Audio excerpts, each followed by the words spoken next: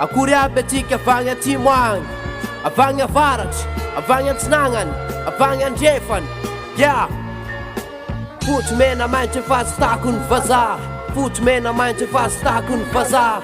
Madagasikara, masina, tanindrazana, gal avaizo, tsy atakaloko mofo gasy.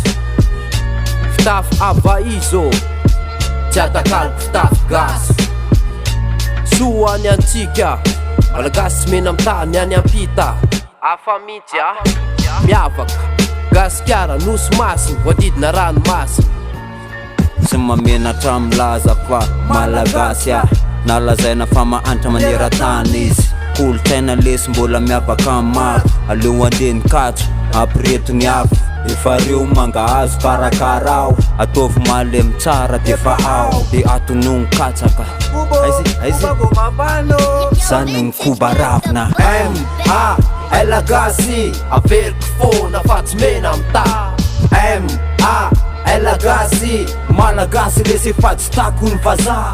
M.A.L gasy, averiko fona fa tsy mena amita. M.A.L gasy, malagasy lesy efa tsy tako ny vazaha.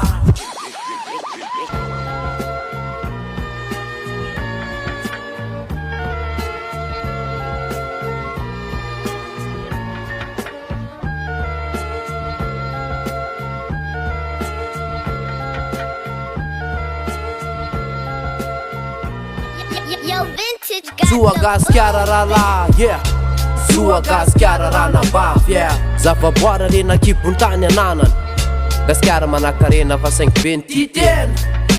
Za zao rehefa marary tsy mba mandeha dokotera, manantona sikiola de salamantena. Makany anaty ala mitady fanafody, tenehana ny ravina de fa tonga ody. Ody tsara M.A.L gasy, averiko fona fa tsy mena amita.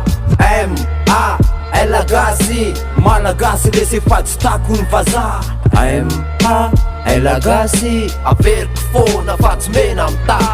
M.A.L gasy, malagasy lesy efa tsy tako ny vazaha. Yao, solotena ny malagasy, solotena. Yao, efa tsy tako ny vazaha, ye. Rapom, akartis, yeah. Zay malagasy, yeah. Zay malagasy, yeah.